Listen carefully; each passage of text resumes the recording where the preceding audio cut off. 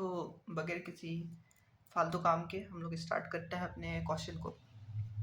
तो हमारा ये जो क्वेश्चन है, find the equation of the sphere passing through the circle of this is the equation of circle and जहाँ y equal to 0 है, ये ध्यान दीजिएगा, ये बहुत ही मेन चीज़ है ना। इसी के कारण हमारा इक्वेशन अटका हुआ है, इस स्फीयर का इक्वेशन अटका हुआ है। ठीक है, y equal to 0 and touching the plane, a plane का इक्वेशन दे दिया है। क्वेश्चन कहता है कि ये जो सर्कल है ये एक छोटे से प्लेन पर टच कर रहा है ना, ये प्लेन जो है कहीं एक ऐसे पॉइंट पर टेंजेंट बना रहा है। ठीक है, जो कि सर्कल से 90 डिग्री टेंजेंट बनाता है, आपको पता ही होगा। ठीक है, कहीं पर कोई भी टेंजेंट टेंजेंट अगर अगर टच कर रहा है किसी भी सर्कल को, तो वहाँ से सेंटर पे वो 90 डिग्री बनाता है। ओके, सेम कॉन्सेप्ट पर ये भी यहाँ पर बेस्ड है।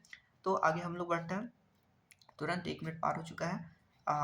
ये हमारा इक्वेशन है, ये भी इक्वेशन है। ठीक है, जो हमारे यहाँ लिखा हुआ है वही चीज़ लिखा हुआ है, लेकिन एक चीज़ ध्यान दीजिए कि हमारा जो इक्वेशन है, गिवन सर्कल का इक्वेशन है, वहाँ हम लोग जो y इक्वल टू 0 था, उस जगह पर हम लोग के वाई ले लिए।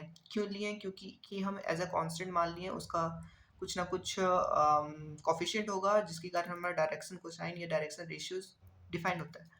ठीक है, के ऑफ y इक्वल टू 0, जहाँ पर हमको वापस इसको लिखे हैं या इक्वेशन 1 बना दिया इसको। द सेंटर, उसका सेंटर दिया हुआ है 3 माइनस के बाई 2 और 1। ये कहाँ से आया? ये आया हमारे यहाँ से 6x माइनस 6x के वाई एंड माइनस 2z। ठीक है, जब हम लोग यहाँ से माइनस ऑफ 2 को कॉमन लेते हैं तो ये सब इक्वेशन इस फॉर्म में आ जाता है।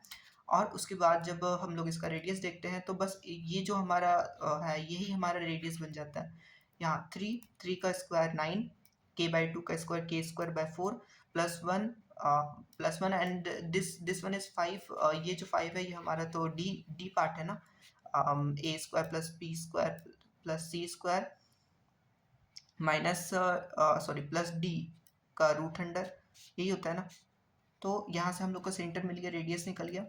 ठीक है, उसके बाद द स्फीयर फर्स्ट, है ना। यहाँ जो इक्वेशन 1 है, इक्वेशन 1 में जो स्फीयर हमारा ये बना है ना, असल में ये जो सर्कल बना है, इस सर्कल का इक्वेशन ये स्फीयर का इक्वेशन है, लेकिन अकॉर्डिंग टू क्वेश्चन या फिर कॉन्सेप्ट वहाँ पर स्फीयर बोला जाता है। तो will touch the plane at this, वो प्लेन को टच करता है इस पॉइंट पे। ठीक है, इस 3y 4z और 5। अब ये कहाँ से आया? ये जो हमारा टर्म है ये हमारा दिया हुआ है क्वेश्चन में। ठीक है, ये देखिए, ये इस जगह पर यहाँ पर दिया हुआ है। ठीक है, अब हम लोग यहाँ से करते हैं फ्रॉम द रेडियस।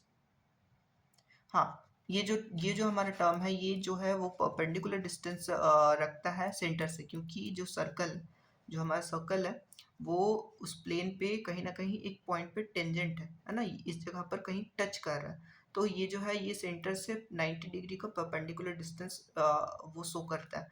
सेम चीज़ यहाँ लिखा हुआ है कि वो जो सेंटर का पॉइंट दे दिया है, जो हम लोगों ने अभी निकाला था फ्रॉम द प्लेन, जो कि इक्वल होता है रेडियस के। ठीक है, ये कॉन्सेप्ट है एक्चुअली में, वो बुक में दिया हुआ है, आप पढ़ सकते हैं। दैट इज 3 दैट इज हम लोग फार्मूला यूज़ किया है।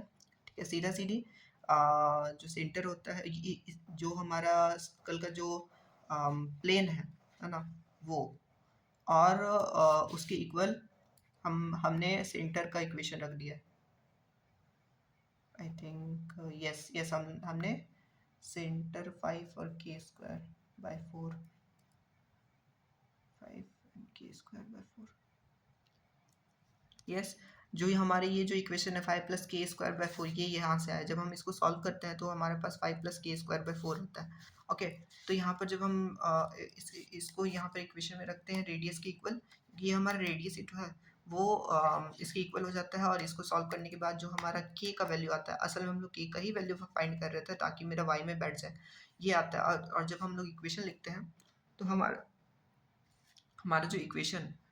जो इक्वेशन है वो सामने निकल के आता है x square plus y square plus z square minus 6x plus k का value -11/4 y minus 2z plus 5 equal to 0। ठीक है, ये हमारा इक्वेशन निकल के सामने आता है और यही इक्वेशन हम लोग को फाइंड करना था स्फीयर का। Thank you very much.